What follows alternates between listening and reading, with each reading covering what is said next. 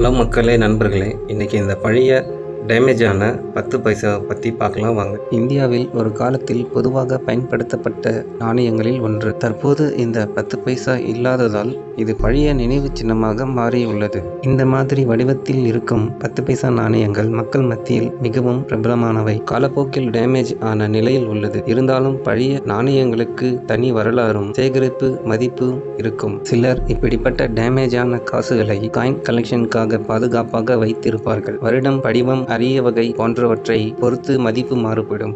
இந்த நாணயம் பழைய கால வாழ்க்கை முறையையும் பண மதிப்பையும் நினைவூட்டுகிறது. உங்கள் வீட்டிலும் இப்படிப்பட்ட நாணயம் இருந்தால் பாதுகாப்பாக வைத்திருங்கள். நன்றி.